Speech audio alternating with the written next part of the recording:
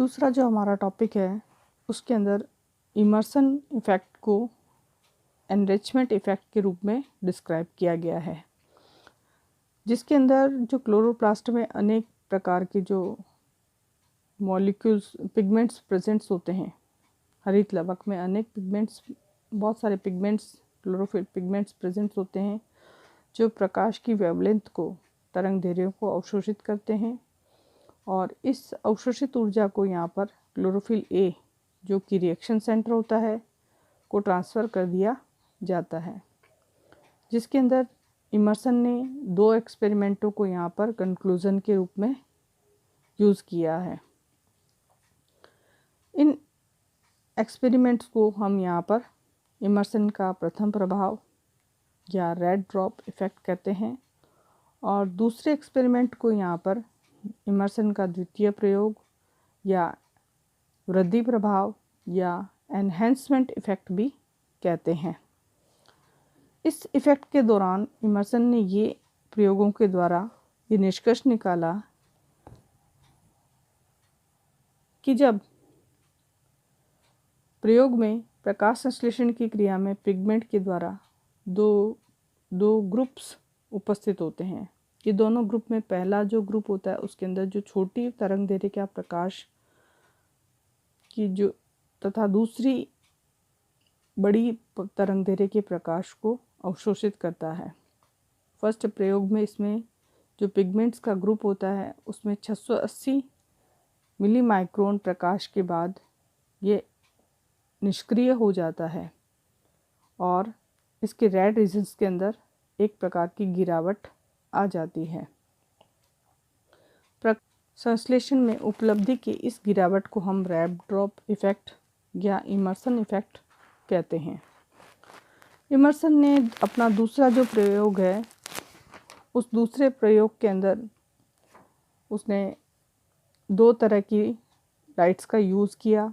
एक तो far red lights के साथ साथ छोटी तरंग दैर्ध्य यानी शॉर्ट वेवलेंथ को भी उसने इस एक्सपेरिमेंट में दिया और दोनों पिगमेंट सिस्टम इससे एक्टिव हो जाते हैं और प्रकाश संश्लेषण की जो उपलब्धि की जो रेट होती है वो इंक्रीज़ हो जाती है। इसी इंक्रीज रेट को यहाँ पर एनहेंसमेंट इफ़ेक्ट कहा जाता है। जैसा कि डायग्राम में शो है कि अगर फोटो सिस्टम 800 के अंदर क्लोरोफिल ए को 400 से वेवलेंथ का प्रकाश, उसके बाद 470 और 680 क्लोरोफिल बी को फोटो सिस्टम सेकेंड के अंदर प्रकाश दिया जाता है।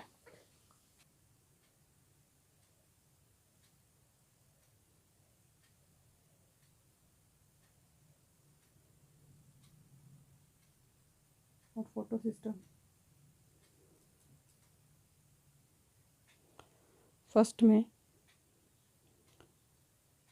800 की वेवलेंथ, सेकंड में 800 की वेवलेंथ का यूज़ किया गया है, जबकि फोटो सिस्टम फर्स्ट के अंदर क्लोरोफिल तक 700 की वेवलेंथ का यूज़ किया गया है।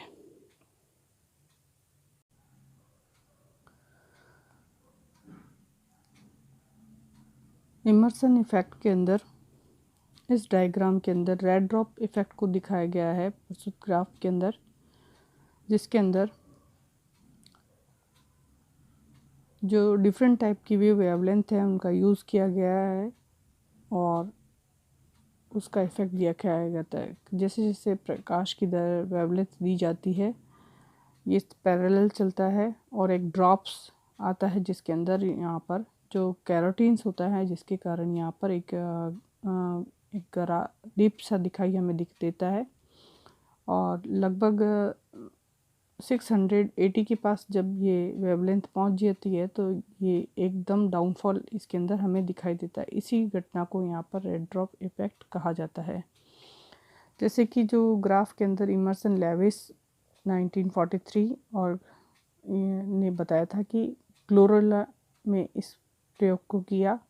और यहाँ पर उन्होंने मोनोक्रोमेटिक प्रकाश की एक वेवलेंथ को क्वांटम उपलब्धि कहा, क्वांटम उपलब्धि के रूप में यूज़ किया। क्वांटम उपलब्धि हम